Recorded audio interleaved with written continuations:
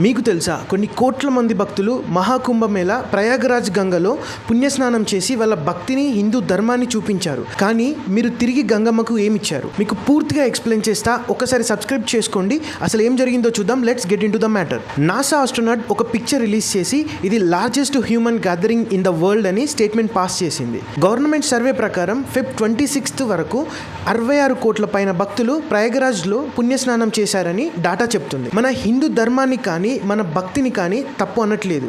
కానీ దాని వెనక ఏం జరిగింది, మనం ఏం చేశామో చూద్దాం. మనం ప్రేమగా పిలుచుకునే గంగమ్మకి మనం చేసిన కొన్ని పనుల వల్ల ఎంత బాధ పెట్టామో, ఎంత నష్టం చేశామో ఒకసారి ఆలోచించారా? త్రివేణి సంగం వాటర్ అసలు తాగడం గురించి పక్కకు పెట్టండి, అందులో మునక వేయడం కూడా సేఫ్ కాదు అనే అంత పాడు చేశామని సెంట్రల్ పొల్యూషన్ కంట్రోల్ బోర్డ్ చెప్తుంది. ఒక వాటర్ని తాగడానికి లేదా స్నానం చేయడానికి ఎంతవరకు సేఫ్ అని చెప్పడానికి 2 టెస్టులు ఉంటాయి. అందులో ఒకటి BOD టెస్ట్. ఇందులో ఎంత BOD వాల్యూ లో ఉంటే అంత సేఫ్ వాటర్. నిజానికి తాగడానికి BOD వాల్యూ వాటర్లో 0 ఉండాలి. స్నానం చేయడానికి 3 mg/లీటర్ ఉండాలి.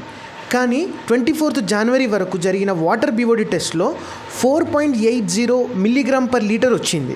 Jan 13 నుండి 24 అంటే 10 డేస్లో BOD వాల్యూ ఎక్కడి నుంచి ఎక్కడి వరకు తీసుకొచ్చాం. అన్ఫిట్ ఫర్ బాత్ అని CPCB ఆర్డర్ ఇచ్చే వరకు తీసుకొచ్చాం. Second test faecal కాలిఫామ్.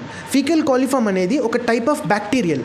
ఇది మనుషులది అండ్ జంతువుల ఫీజెస్ వల్ల వాటర్ ప్యూరిటీ పోవడం. ఫీజెస్ అంటే టాయిలెట్ ఆర్ లేట్రిన్. ఎప్పుడైతే మనుషులు ఆరు జంతువులు లెట్రిన్ చేస్తారో అప్పుడు ఫీకల్ కాలిఫామ్ అనే బ్యాక్టీరియా రిలీజ్ అవుతుంది.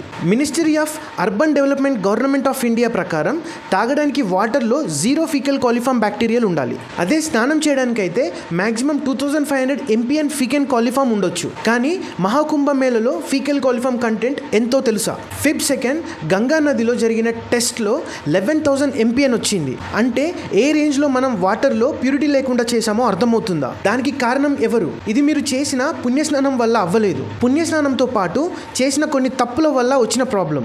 గంగలో స్నానం చేసి పుణ్యం తెచ్చుకోవడం ఎంత ఇంపార్టెంటో అదే వాటర్ ప్యూరిటీని కాపాడుకోవడం కూడా అంత ఇంపార్టెంట్. Thank you.